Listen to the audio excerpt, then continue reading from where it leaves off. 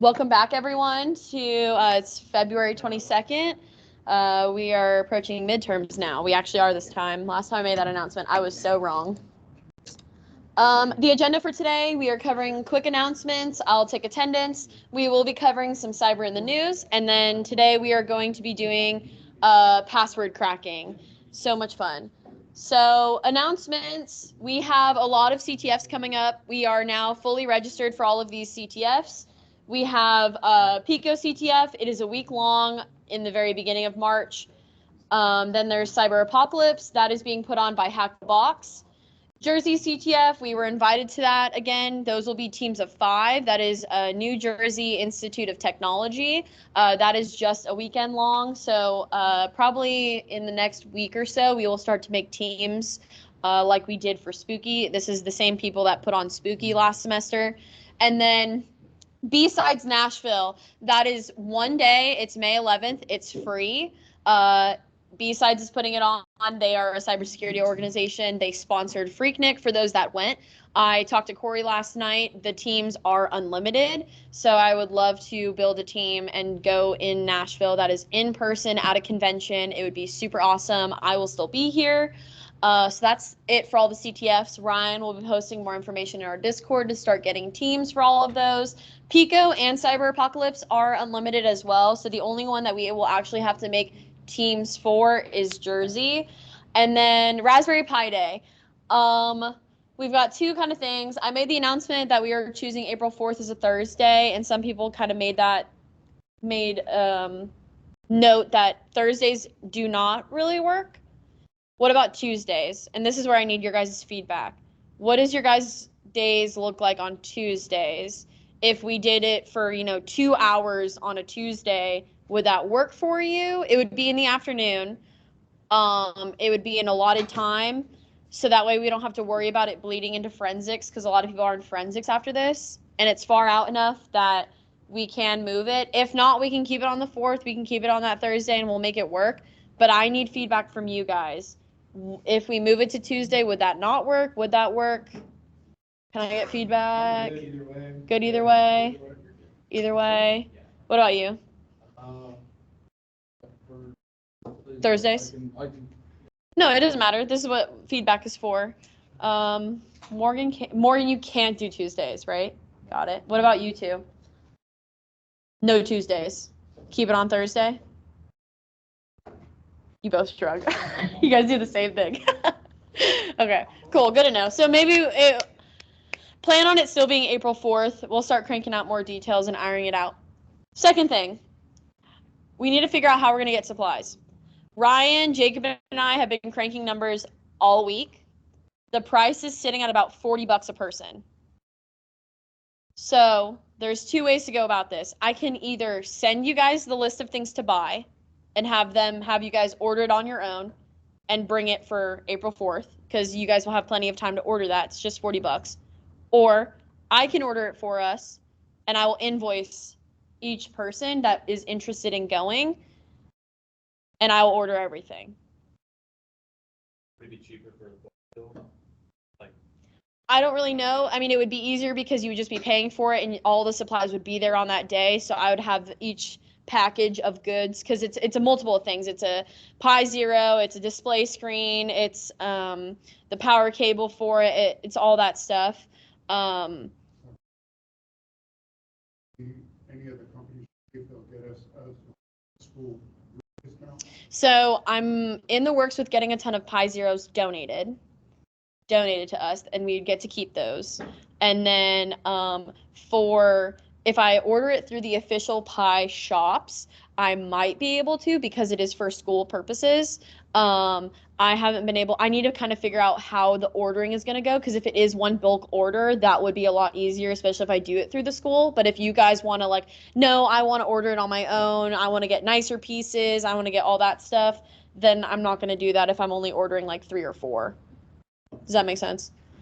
So if we ordered it, it would be ours personal?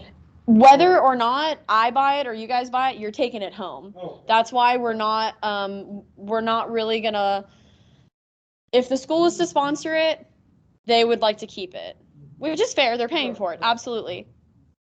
I want you guys to take this home and I want you guys to go do cool things with them. So that's why you guys would have to pay that $40. Right now it's at $40. There's a chance it could be a little bit cheaper than that, but right now it's just for taxes. Let's keep it at 40. If that would happen, I would try to have them ordered within the next 2 weeks to give us time to get them done. So like the first week by the end of spring break, basically, I would need that $40 to place the order for that. Any opinions? You want to order it on your own, or do you want me to do one bulk order for everybody? I think a bulk order would look better. Yeah. As far as getting that discount Mhm. from school. Yeah. Because most companies anyway, once you order a certain number, they'll, pay for free shipping or cut you taxes or whatever. That would be very cool. And then for certain things, I will be sending out like hey, if you'd like yours to be mobile, here's a $40 lithium battery that you can buy. It's a Pi Sugar if anyone's used those. They're great batteries. They run really well, especially with a Pi Zero. That's what they're built for. But those are additional $40. So that's $80 right there. Some people don't want to do that, but that basically allows you to take it anywhere you want and run it mobile. There's also like USB Wi-Fi adapters that we all had to buy for ethical hacking. You plug those into a Raspberry Pi. If you're doing the Ponagachi, you're now doing it in your car. Very small little details. I'll be sending that in a big info thing. So thank you. That's all I needed. And then last one. Would anyone be interested in getting a group to go to DEF CON? Link is there. So DEF CON is the first week in August. It is in Vegas. There's word out that DEF CON was canceled. No. Because of their, whoever held it. Yes, no. So that's been a running joke every single year. They always say that DEF CON is canceled. It's never canceled. They are no longer being hosted in Caesars. They are being hosted because normally what it is it's split between the Link, Caesars, and the Flamingo. Now it's all in one building. It starts with an L. I don't remember what the building is called. It's just in a different location. Caesar did not renew DEF CON's contract just because I think it's just outgrown the space. Last year they exceeded 35,000 people. The links. The links. There you go. The links. So if that would be an interest of you guys, like just put that on your calendar of an idea. We'll start. Yes. How much are tickets? So tickets for DEF CON are usually $500 cash at the door. You cannot pre-order them. If you do pre-order them, they're pretty expensive. You literally wake up at the early crack of dawn, you stand in a huge line with everybody else that's going, and you hand them. Usually one person will go, and they'll have an envelope of a huge stack of cash, and they'll buy as many tickets as they can with that cash. That's normally what's been done. Yes. I figured out a way to get a lot of club funds. Correct. Cool. Well, just keep that in mind. It's in August. It's in Vegas. So you guys flying out, that would have to keep in mind. But if we get like a hotel suite with multiple rooms or all that stuff, that brings costs down. If we all, pitch in a room or we get an Airbnb and we just Uber to the Strip, brings costs down. And if we can get, 5 or 6 concrete people, anyone that's working in internships right now or possibly looking at internship opportunities, a lot of internship companies will actually just pay for you to go to DEF CON. I've gotten both Black Hat and DEF CON paid for by my internships. So that's another thing for you guys to keep in mind as well. Yes. So how long would? So Black Hat is normally the first section of the week. Black Hat is normally Monday to Thursday, and then DEF CON starts Friday to Sunday. Yes. So, thinking that the main goal is to be there the whole. No, unless you want to spend $3,000 to go to Black Hat. Black Hat is ungodly expensive, and that is the corporate America of cybersecurity. So unless you are like, that's where you want to go. It's not worth it. DEF CON is more fun. It's more down to earth. So very cool. All right, that was a lot of time. Attendance. Everyone's favorite part. I know.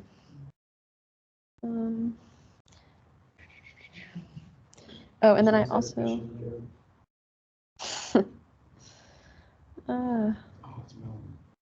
Dang it. No, I can't.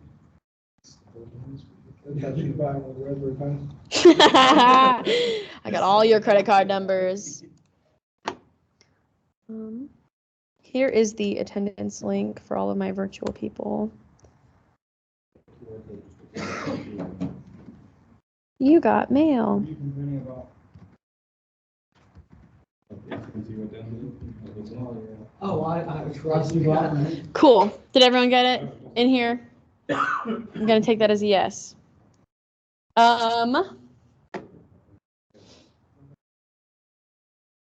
So cyber in the news today. I posted this in the news channel earlier. I'm not sure if anyone looked at it, but there is a critical vulnerability in VMware vSphere.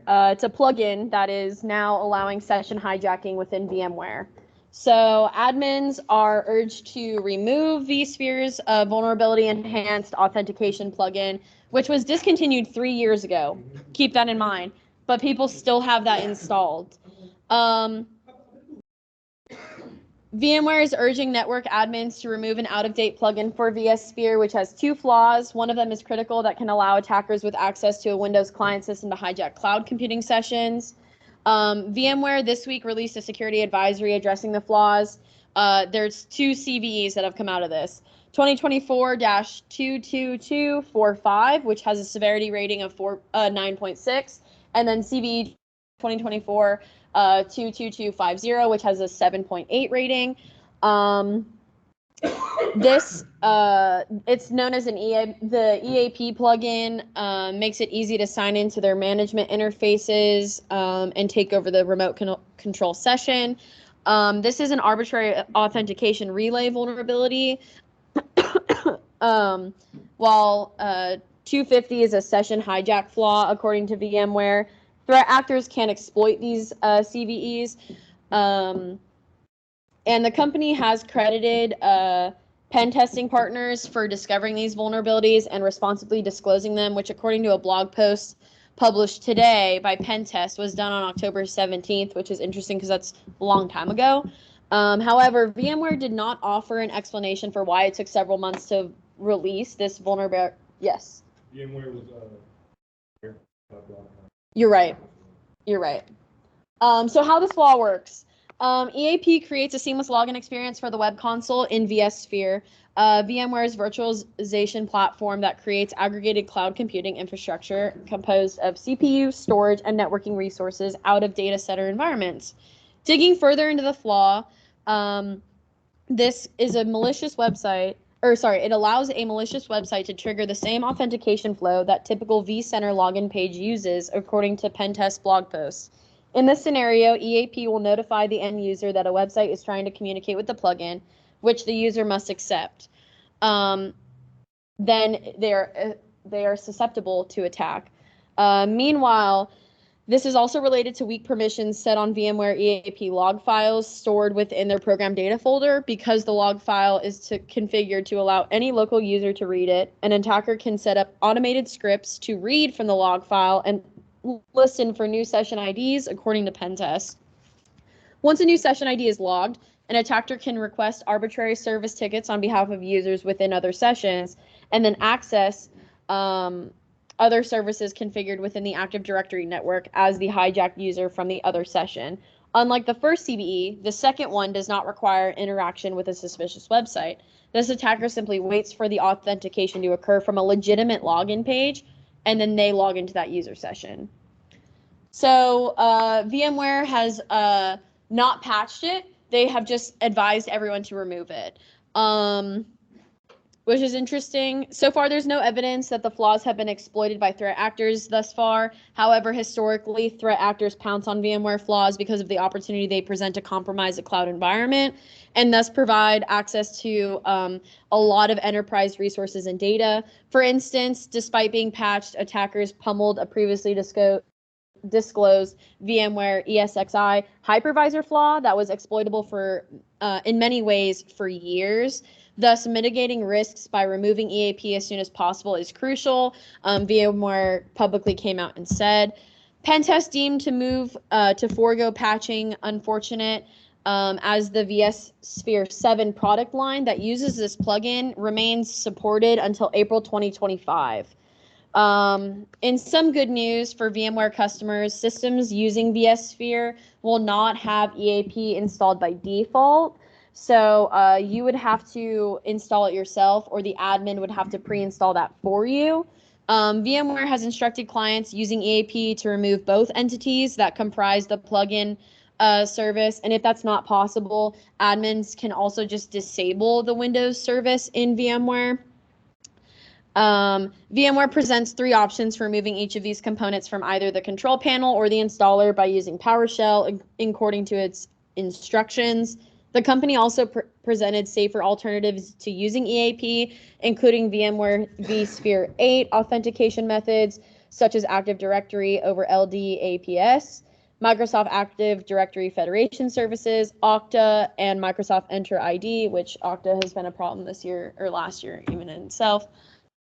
So that's pretty much it for that. Very interesting considering that it's out of date and they're just saying remove it. But anyways, so I asked ChatGPT to show me what this looked like in a picture, and this is what they came out with. So I guess it's showing that it's the cloud environment and that people are melting into the cloud, I guess. That goes hard stuff. Yeah, no, it was good. Oh yeah, Dolly went great today. I got an even better one later for John the Ripper and Hashcat. No problem. Yeah, left no crumbs.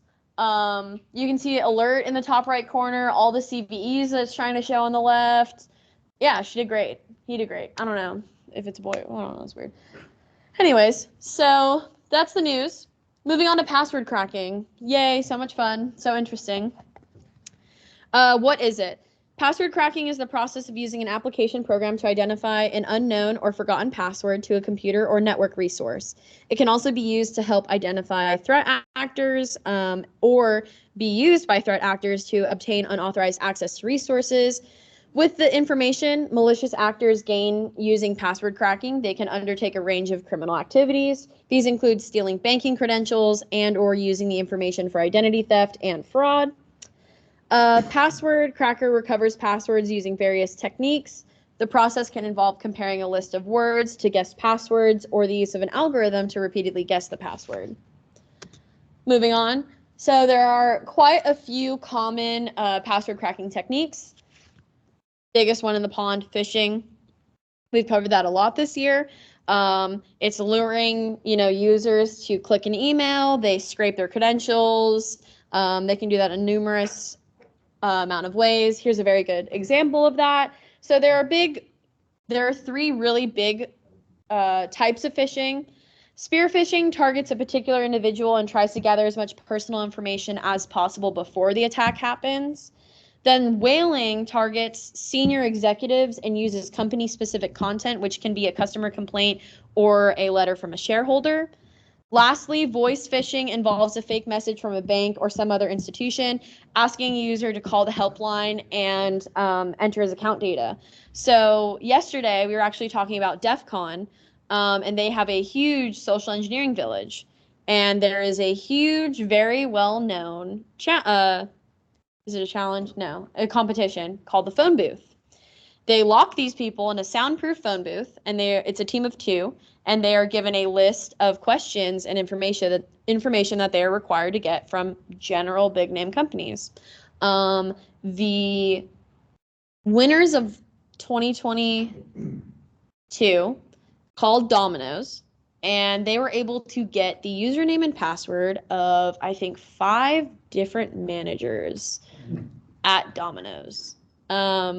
Obviously, they disclose after the competition is over that it was a competition that they need to fix their security policies, but it's very successful. And that can just start in, hey, I can't seem to reset my password. Can you please help me? And people will be like, oh, are you in your Microsoft browser? And the information snowballs. So it's very interesting. It's very useful still today. Password pizza. Yeah, for real. Then there's malware. As you've seen, malware is often part of the phishing technique too. It can work without the social engineering factor if the user is naive enough. They usually are. 2 of the most common malware types for stealing passwords are keyloggers and screen scrapers. As their names imply, the former sends all your keystrokers to the hacker, and the later uploads the screenshots of your passwords to the hacker. Other types of malware can also be used for password stealing. A backdoor Trojan can grant full access to the user's computer and this can happen even when installing so-called grayware. This is also known as potentially unwanted applications. These programs usually install themselves after clicking the wrong download button on a website. While most will display ads or sell your web usage data, some actually might install dangerous software. There's social engineering. This is a big one. This one relies on gullibility and may or may not be actually deploying sophisticated software at all.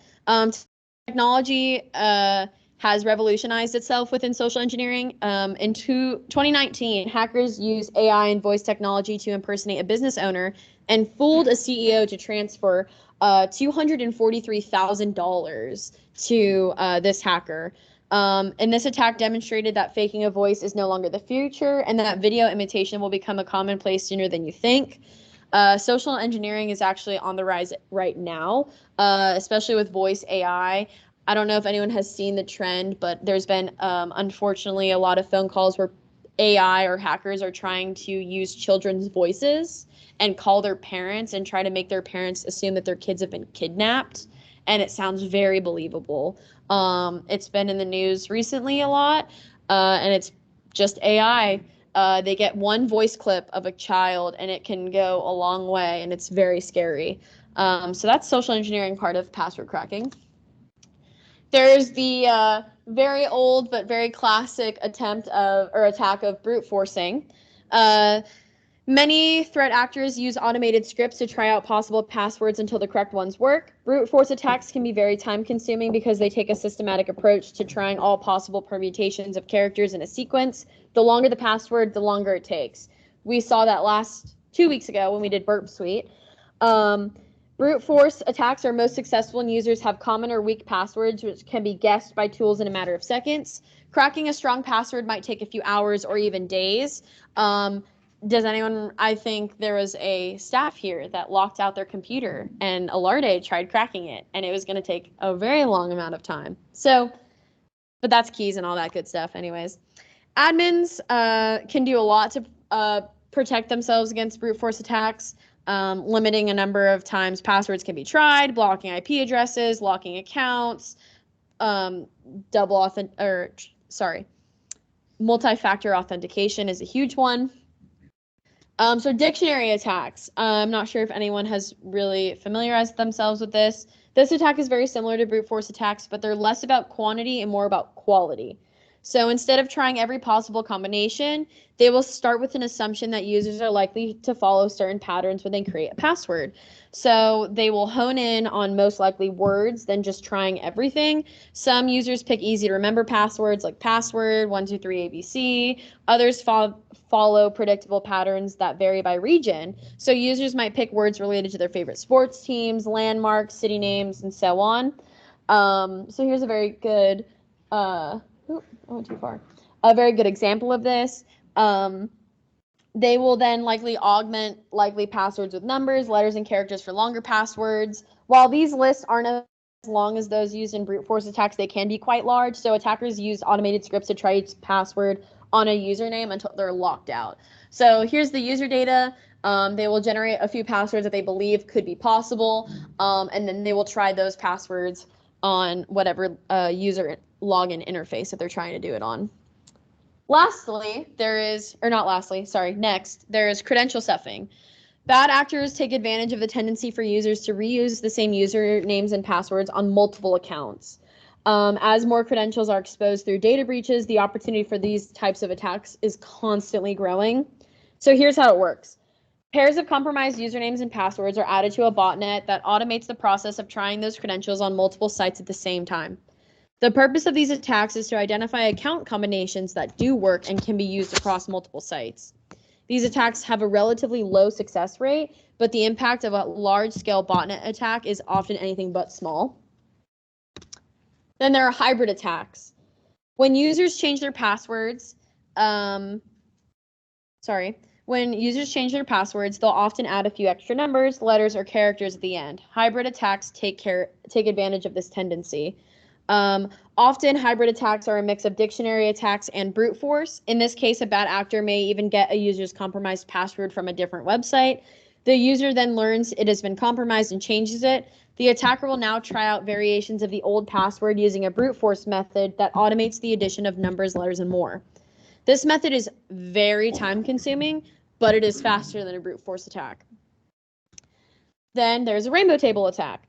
To keep passwords safe, any responsible organization that stores passwords and won't keep them in their original plaintext form, rather, they will use hashing algorithms to convert passwords into a string of seemingly random letters and numbers. They might even hash this output for a second time in a process called salting to make passwords even more difficult to crack. But there are a limited number of hashing algorithms, and they hash the same passwords the same way every time. As a result, attackers can develop databases of common passwords that they've been able to decode, and once they've deciphered a password, they store it in a database called a rainbow table. When an attacker gets a new hashed password, they check to see if it matches any of the pre-computed hashes stored in the rainbow table. The downside to rainbow tables is that they take considerable time and effort to create, and they don't often work on passwords that have been salted.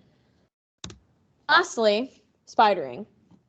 Spidering is a very important password cracking technique that helps with the above-mentioned brute force and dictionary attacks, but it involves gathering information about the victim, OSINT, usually a company, presuming that it uses some information for password creation. The goal is to create a word list that would help guess the password faster. So after using a tool to spider a website, you guys can put it together what I used. This was some common information that the website was able to pull. So after scraping someone's social media account, I was able to find the founder's name, his date of birth, his sister's name, his other sister's name, his own company's name, where his headquarters are, and what their company mission is. So given all this information, you can pull it into a word list or a data table, and then use this on a login website to have a very niche and specified attack against an individual, which you would have to have a goal and a target in mind. You couldn't just really do this for anyone. You'd have to kind of do your research first, and that's where OSINT comes involved. So with that being said, one of the coolest tools that you can do this with that we'll actually be demoing today is called Cool. Can I interrupt just for a second? Yes. This is Professor Brewster. There's also a thing called password spraying. If you're trying to get into more than one computer, you spray them to all the computers before you move to the next word. That considerably lets you hit a whole bunch of computers at one time. That also works.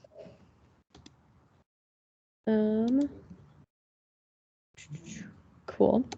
So this tool is called Cool. It stands for Custom Word List Generator. It is already provided in the Kali Linux toolbox. It is used for penetration testing and security assessment activities, specifically in the realm of password cracking and testing. It is used to create custom word lists based on different information collected from web pages. So the tool works by spidering a target website. It collects all words that it can find on those pages and then compiling a word list that can be used in a password guessing attack against these authentication systems. This is particularly useful because people often use passwords that are related to their interests, professional jargon, or specific terms found on websites that they are associated with. By creating tailored word lists from a target website, an attacker can increase the efficiency of brute force or dictionary attacks. Another very cool thing about this tool is it offers various options to customize generated word lists, including setting minimum and maximum word lengths, including metadata, and you can also add email accounts found on the website, and you can adjust the ability to set a depth for how far into the website that the spider can travel. So it's a very cool tool, ironically. So that is that for password cracking methods. Now on to password cracking tools. John the Ripper, a lot of people have heard about it. It's very popular. It's free, open source, and it's command line based. It's available for Linux and Mac OS, while Windows and Android users have to use HashSuite, which is developed by a sister contributor. John the Ripper supports a massive list of different ciphers and hash types. Some of these include Mac OS and Windows user passwords, web applications, database servers, encrypted private keys, archives, and even documents. There is a pro version with extra features. Word lists used in password cracking are on sale, but free options are available as well. And then I'm not sure if anyone has used Cain Enable, but it is the user-friendly version of John the Ripper. It's in GUI form, which makes it instantly more user-friendly. And one thing that I thought was really funny is that Google told me that it is a go-to tool for amateurs, also known as script kiddies, which I thought was really funny. This is a multi-purpose tool. It's capable of many different functions. Cain Enable can act as a packet analyzer, analyze route protocols, and scan for wireless networks and retrieve their MAC addresses. So if you already have the hash, the tool will offer a dictionary or a brute force attack option. Cain Enable can also display passwords that are hiding beneath asterisks as well. Offcrack. So Offcrack is a free and open source password cracking tool that specializes in rainbow table attacks. To be more precise, it cracks LM and NTLM hashes, where the former addresses Windows XP and earlier OSs, and the later associates with Windows Vista and 7. NTLM is also available to a certain degree on Linux and FreeBSD. Both of these hash types are insecure. It is possible to crack an NTLM hash in less than 3 hours with a really fast computer. This tool comes free with Windows XP, Vista, 7 rainbow tables, and has a brute force attack feature for simple passwords. We will not be using this today. Then there's THC Hydra. So one of the most arguably strongest points of THC Hydra is not the possible number of heads that it can grow, but the sheer number of protocols that it supports, and that is still growing as of today. So this tool is an open source network login password cracking tool that works with Cisco AAA, FTP, HTTP proxy, IMAP, MySQL, Oracle SID, SMTP, SOX5, SSH, Telnet. Those are only just a few. There's so many more that it works with. These methods are available with THC Hydra, and they also include brute force and dictionary attacks while also using word lists generated by other tools. This password cracker is known for its speed and its multi-threaded combination testing. It's available on Windows, Mac, and Linux, which is nice. Hashcat. Positioning itself as the world's fastest password cracker, Hashcat is a free open source tool that is available on Windows, Mac, and Linux. It offers a number of techniques from simple brute force attacks to hybrid masks with word lists. Hashcat can utilize both your CPU and GPU even at the same time. This makes cracking multiple hashes simultaneously much faster.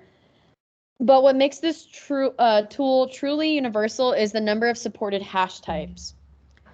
It can decipher MD5, SHA-3 512, CHA-CHA-20, PBKDF2, 1Password, LastPass, NePass, many more. There's over 300 hash types that Hashcat can work with, which is very cool and very interesting. Do you have any questions? So that's pretty much all that. Password cracking is very sophisticated in the realms of cyber.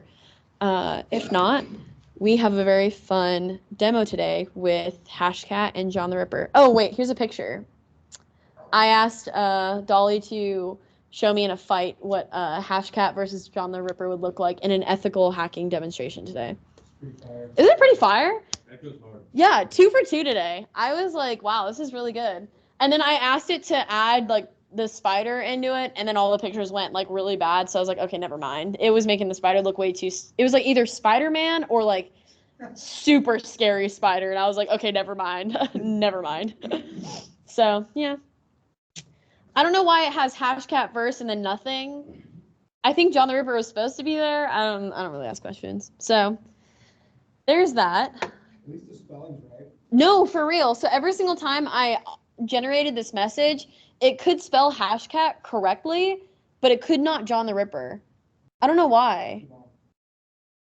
Maybe? Hyphenate John the Ripper? No, just John the Ripper. I wonder if you hyphenate it would change it. Maybe. And then consider it all one word and file it that way versus John The Ripper. Yeah, I don't know. You But yeah, put in quotations. Yeah, I don't know. Well, you guys can. Yeah. Well, if you had to have money on it, no, just kidding. Cool. So for today, our fun little lab, please make sure before you start your Kali VM to have your memory up to 4 gigabytes. If not, it won't work. Hashcat won't work. John the Ripper will work, and so will Cool, but not Hashcat. Hashcat needs 4 gigabytes of memory at least. Cool. I'm going to stop sharing really quick. Gonna change. Has anyone used John the Ripper before, or cool? Has anyone used Hashcat before? Cool.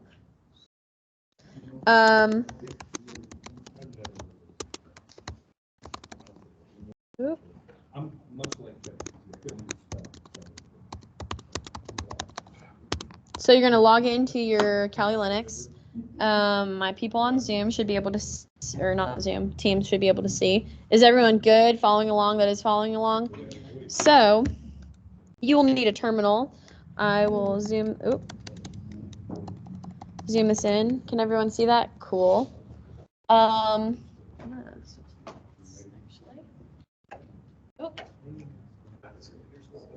Cool. So you'll need that, and then so you guys can choose your own hashing algorithm. I'm going to be doing MD5 just for today. You can do SHA-1, you can do SHA-256, you can do whatever you want.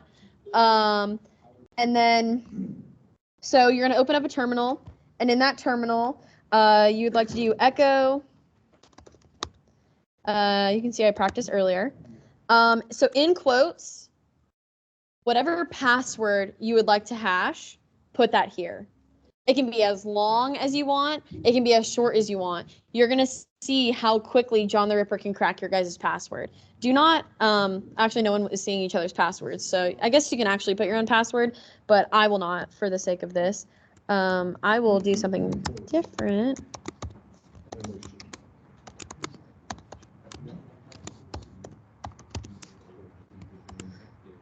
So, here is my, actually I don't know, should work.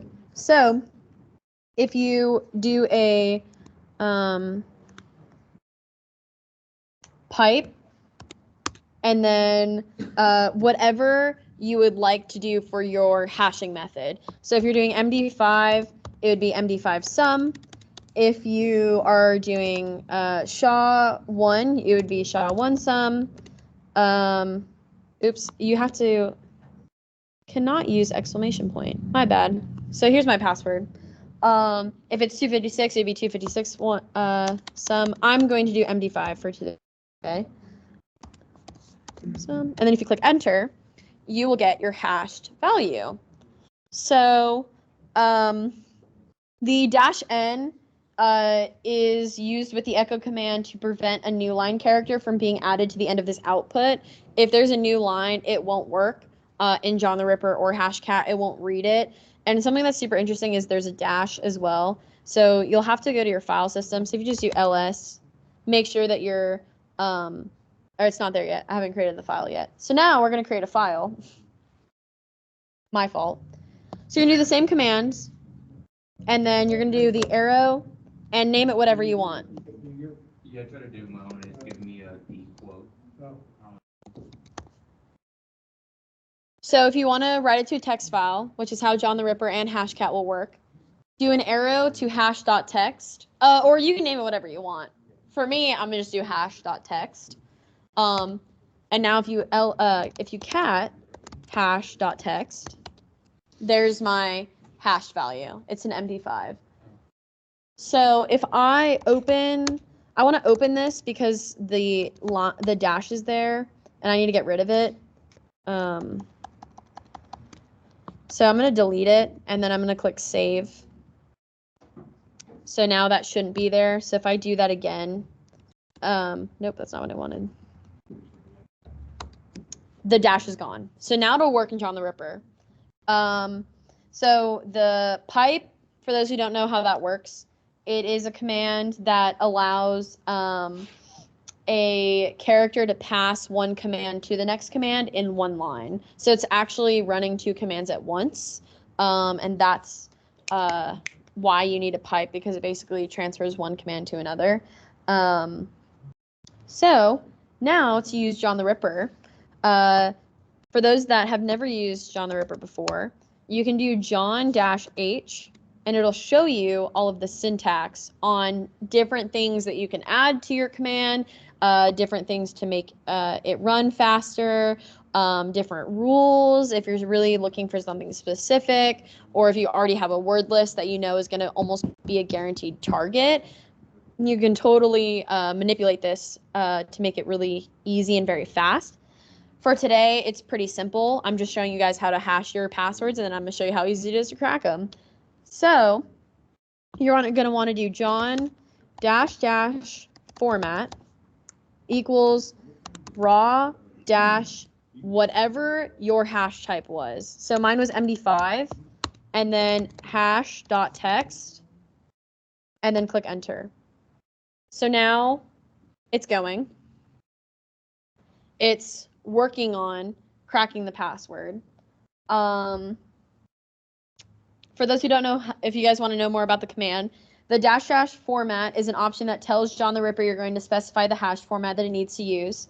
Raw MD5 indicates that the hash is an MD5 format.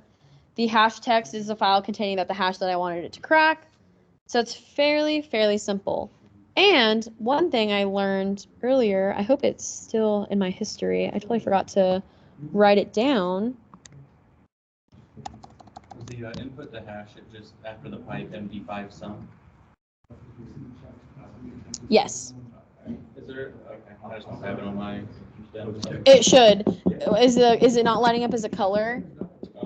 No, it says MD5 sum command not found. Try to SHA1 back out to Linux.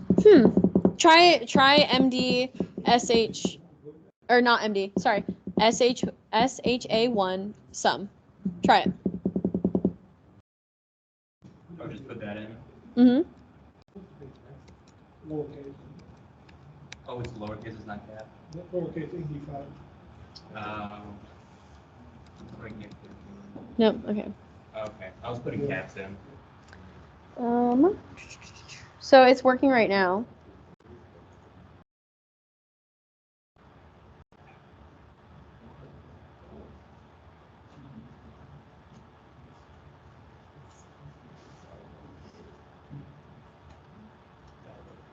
Did it work? Awesome. Cool. Dang it, I wish I had what I used earlier. There's a command that you can use. Morgan, do you know the command that you can use in John the Ripper to see how far it is? What is it? What is the command? That was not what I used. No, I used it earlier and I can't remember what it was.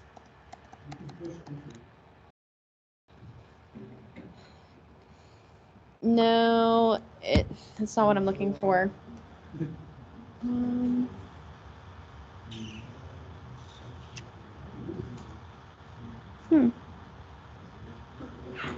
Bless you. It is show. That's right. So if you do John, is it -show? Yeah, there you go. So if you do hash.text, it's got 2 left, and it's currently running.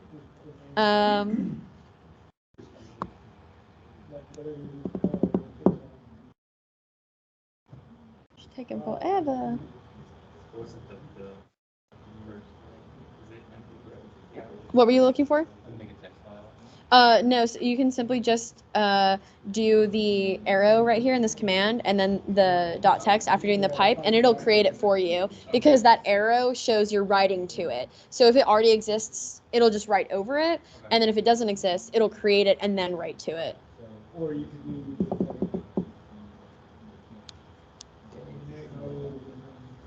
text file, save it, blank, and but yeah, that you're doing output, output for, do that very last time. While that's continuing to run, we can do Hashcat at the same time. So, for me, it was not working earlier, so you're gonna have to install a word list really quickly. So do sudo gunzip, and then here is the command for that. You can open up a new terminal for this, and then hit enter. You'll have to put in your password for that, and then it'll install that word list for you. Girly Pop is still going. APS, your internet's slow. Yeah. So did everyone hit enter and install the word list?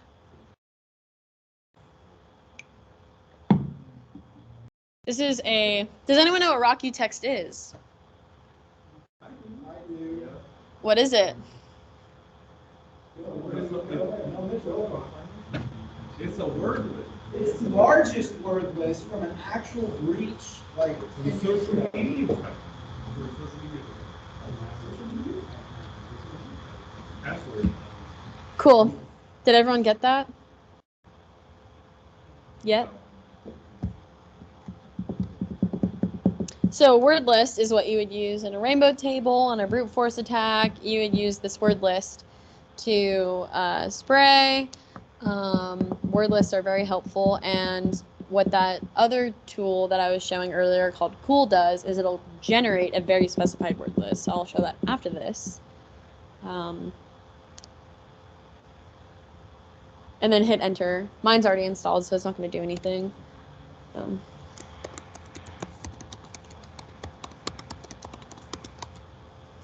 Yeah, because I already have it installed. So, everyone good yet? John the Ripper's still going. Good? No? What happened? I don't know. I'll figure it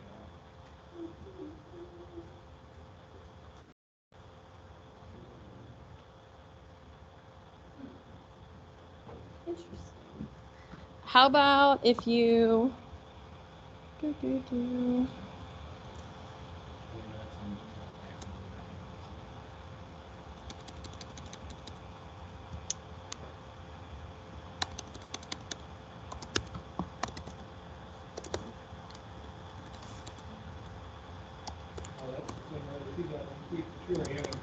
Oh, then you already have it installed. You're good. Yeah, cause mine didn't have it installed earlier because I had to reset this a while ago. It should already come installed. This is just in case you don't have it installed. It would actually run and it would execute. Cool.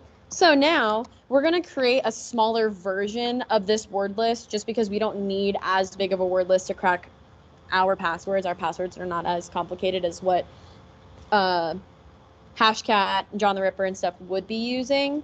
So this command, head is a command line utility for displaying the first few lines of a file. So it'll show 10 lines by default, which is why we have -n 100,000. So that option specifies the number of lines to be shown, and we're choosing 100,000 to display the first 100,000 lines of the rocku.txt file, and we're creating a very small word list from that. So if you click enter, you'll now have smaller rock.txt. If you want, you can cat it, and it'll show you all of the words in the word list in this smaller one. Oops, if I knew how to spell. Ooh. Ooh. Rock.txt. It shows the first 100,000.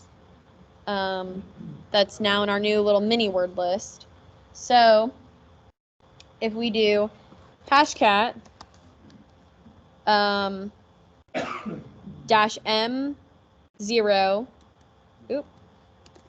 -a0 hash text, which is whatever you named your hashed text file, and then smaller rock.txt, which is our word list. So this command, M0, it specifies the hash type that Hashcat will attempt to crack. So 0 is MD5. If you guys did SHA-1, you should have 100 instead of 0. And then if you did SHA-256, you would have 1400 instead of 0. So it'd be -M 1400, -M 100, or -M 0. All of the other different hash types are all of those numbers in between that. And then -A0 is specifying the attack mode. So 0 indicates a straight attack, which is a dictionary attack, which is why we need to supply a word list. The brute force attack is a 3, and the combinator attack is a 1. I don't know if there is is there a 2? I don't know what the 2 is, what attack type 2 would be. Whatever type of attack you'd like to specify, for today's sake, we are just going to be doing a dictionary attack. So if you hit enter, it starts. It's running. I'm going to zoom out a little bit just to show it. Maybe not. Woo. So it works. Oh my goodness.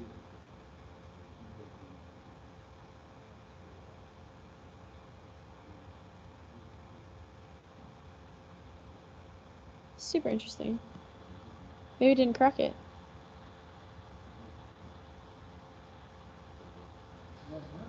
Did it crack? Well, I mean, I've got the default scale. Our list's probably too small. Mine is super not small, which is interesting. Yeah. So when I did the word meow earlier. I can do it again.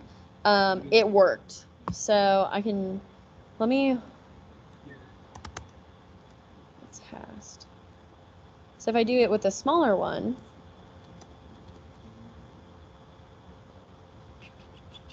so now if I use, it's found. So if you see right here, info, all hashes found, you do hashcat -- show. JK. Oh my goodness, why is this doing that? Oh, wait.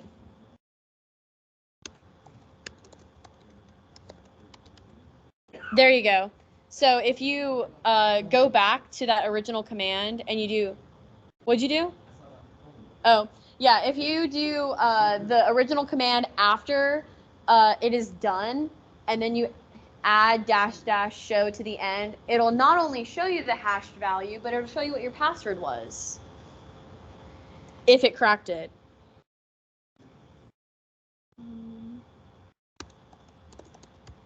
So it did not crack my other one because the word list was too small and my password was too complicated.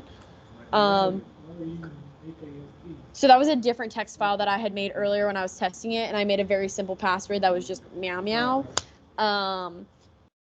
But that does show. So I used a much more complicated password. This is terrible. I hate how zoomed in it is.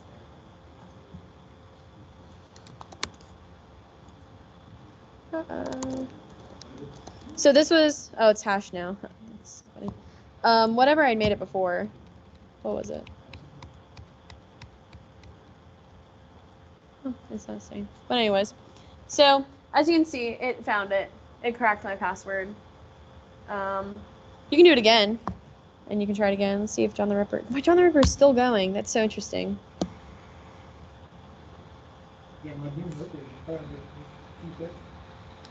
Mine might be too complicated. Yeah, well, but so you would need a bigger word list. You would need a lot more stuff. I should have made you guys do really simple passwords. So I can actually do it with what I did earlier. So I'll do it with the meow meow this time. And it already had it. So if I do it again, and then do, oop, there's my password. Here, I'll hide this to make it easier to see. So it cracked it earlier. Here's me running it again. The password was meow meow. You can see John cracked it. And there you go. The password that I made earlier was just too spicy, I guess. This was the password that I made earlier. So I used an @ and a number. I guess I couldn't crack that. Too spicy. This is also a free version. There's enterprise versions. But Now moving on to the fun part, at least what I think is the fun part. We're gonna scrape a website. So now you guys should all have this tool installed. It's called Cool, like I had mentioned before. I'm gonna open a new terminal so you guys can see it. So if you do cool-w and do whatever, you can name this whatever you want. So example.txt is going to be the new word list that it's going to create. So I'll do word this time. I'll do word.txt. And then if you do -d 2m-5, you can do any website. So I'm going to do a website that I have explicit permission to do this on.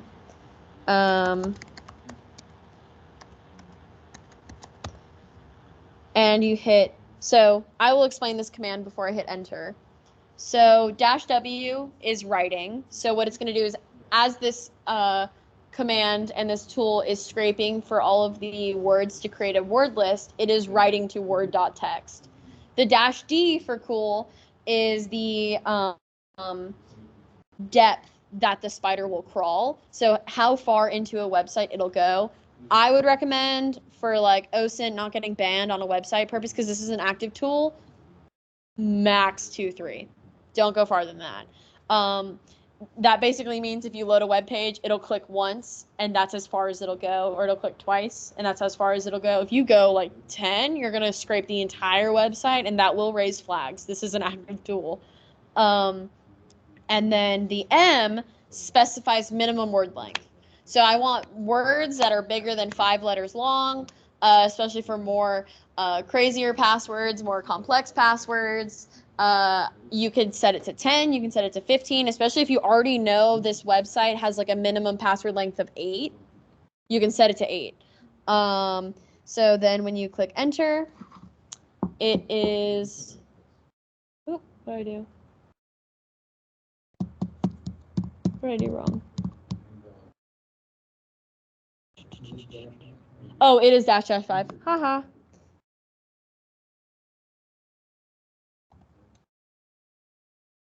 Nope, did it wrong again. What do you mean? I just did this earlier. Hold on.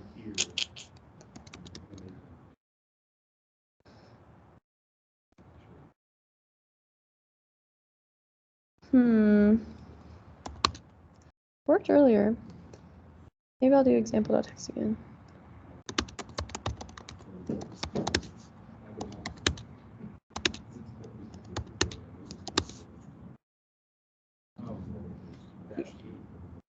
You have to have -e.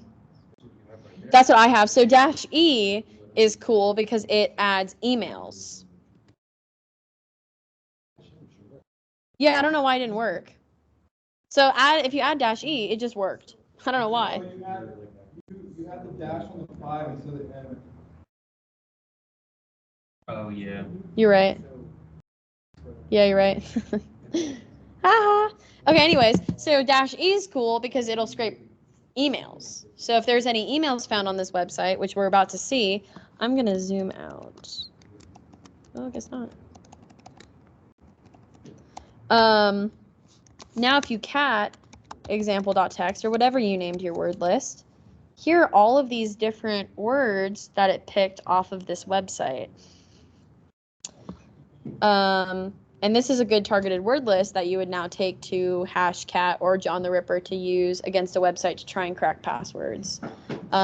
If you go to an IT help page that has a ton of like, contact us here, here's some phone numbers, here's some emails, this is a great tool to use against for that. Out of curiosity, I want to see what it's like if I change it to make it bigger. Whoa. Haha. So I'm going to remove emails because I don't really care. I don't really want an email, but I am going to make this bigger.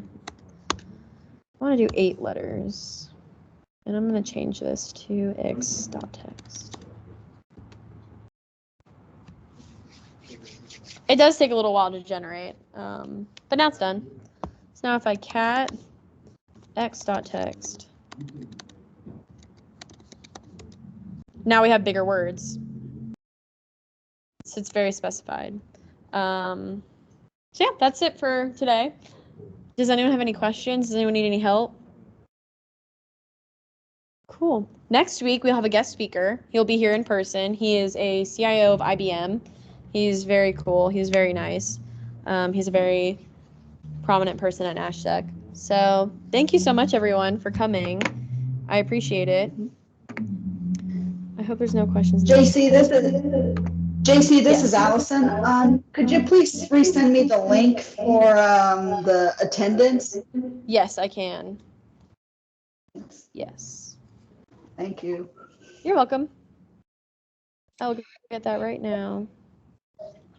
Yeah, because when I tap on part of the hyperlink part, I signed in into P-Link and it gave me an error. Yeah, no worries. I'll get Thank that you right so now. much. Yeah, no problem. This is Professor Brewster signing off. Great job.